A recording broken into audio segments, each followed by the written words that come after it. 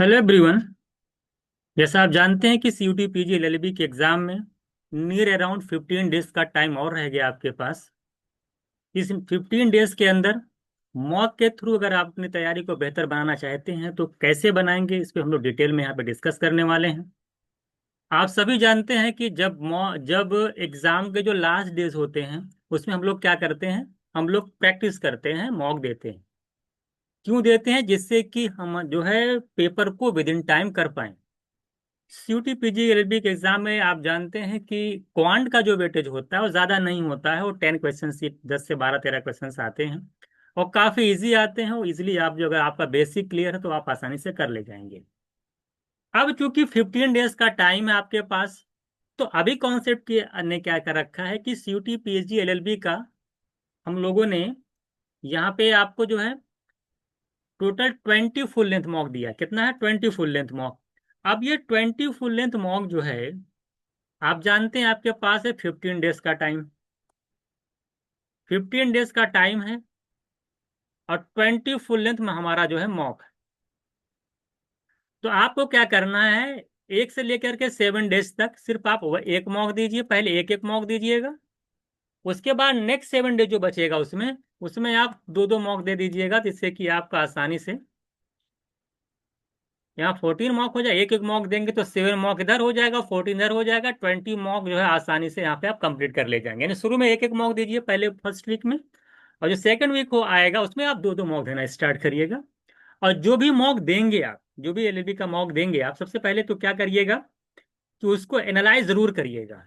क्योंकि जब तक आप एनालिसिस नहीं करेंगे तब तक आप जो है आपके मार्क्स नहीं बढ़ेंगे। आपको एनालाइज जरूर करना है। जैसे मान लो पहला मॉक आपने दिया, तो आप देखिए कि कितने क्वेश्चन, मान लो 75 क्वेश्चन आपका आपने अटेम्प्ट किया और उसमें से आपके 60 सही हो गए। और जो 15 क्वेश्चन आपके रॉन्ग हैं उनको देखिए कि क्यों गलत हो रहे हैं, किस टॉपिक से गलत हो रहे हैं, फिर उसको कवर करिए आप। बात समझ में आ गई?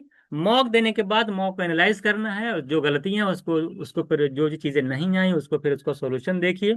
इसके जो टाइम, उसके बाद जो टाइम बचता है अपनी तैयारी में, जो चीजें कंप्लीट नहीं उसको कंप्लीट करिए। बाकी जो पढ़ रखे हैं पहले से उसको रिवाइज करिए। तो रिवीजन और प्रैक्टिस पे ज्यादा ध्यान देना है। जो टाइम बच जाता है, जो छोटे छोटे टॉपिक्स हैं उनको आप कवर भी कर सकते हैं। 2 3 घंटे देख करके उनको पढ़ते भी रहिएगा। ऐसा नहीं पढ़ना छोड़ दिए, बस जितना पढ़े उतना रिवाइज कर रहे हैं और मॉक दे रहे हैं, बाकी कुछ कर नहीं रहे। पढ़ना जरूरी है। जो मान लो आपने 10 टॉपिक तैयार कर लिया, 10 क्वेश्चन सही हो गए आपके, है कि नहीं? तो ऐसा नहीं कि छोड़ देना है, पढ़ना भी है, रिवीजन भी करना है और साथ ही साथ मॉक तो देना है ही है। तो मैंने आपको बताया कि अभी कॉन्सेप्ट की तरफ से आपको जो जो अगर आप इस कॉन्सेप्ट का अगर मॉक आप परचेज कर लेते हो तो उसमें 20 फुल लेंथ मॉक मिलेंगे। और साथ ही साथ इसमें सेक्शनल टेस्ट मिलते हैं 95। और सारे जो सेक्शनल टेस्ट होते हैं बहुत ही अच्छा सेक्शनल टेस्ट आपको दिया जाता है। उसमें वही उसी टाइप के क्वेश्चन इसमें रखे जाते हैं जो कि आपके एग्जाम में आते हैं। जो एग्जाम में पिछले 4 सालों में पूछा गया है ना, उसी टाइप के क्वेश्चन हमने सेक्शनल टेस्ट के अंदर भी रखे हैं। मॉक में तो रखे ही रखे हैं, सेक्शनल टेस्ट के अंदर भी उसी टाइप का क्वेश्चन हमने रखा है। ठीक है? ये टेस्ट सीरीज है आपकी। और एक बात और बता दें कि जो CQP 11 है इसके थ्रू एलएलबी का एग्जाम होता ही होता है। साथ ही साथ BHU MPMIR का भी एग्जाम इसी CQP 11 के थ्रू होता है। तो जो लोग BHU में इंटरेस्टेड हैं लेने के लिए MPMIR में, तो उनके लिए भी ये टेस्ट सीरीज काफ़ी इंपॉर्टेंट है, क्योंकि BHU में कट ऑफ ज़्यादा जाएगी। तो आप चाहते हैं कि अपने स्कोर को काफ़ी ज़्यादा बढ़ाना चाहते हैं, तो ये मॉक आपके लिए बेस्ट है। क्योंकि 20 फुल लेंथ मॉक बहुत हो जाता है, उसमें बहुत सारे क्वेश्चन की प्रैक्टिस भी हो जाएगी। और चूंकि एग्जाम ओरिएंटेड है तो जाहिर सी बात है मार्क्स आपके इंक्रीमेंट का, मार्क्स में इंक्रीमेंट तो होगा ही होगा आपका। तो ये आपको बताना था कि लास्ट के 15 डेज में आप मॉक के थ्रू किस तरह से अपनी प्रैक्टिस को कर करके और अपने मार्क्स को इन्हेंस कर सकते हैं, अपने अपने मार्क्स को बढ़ा सकते हैं और ज़्यादा से ज़्यादा स्कोर कर पाएंगे आप अपने एग्जाम के अंदर। ये सारी डिटेल मैंने आपको बताई है।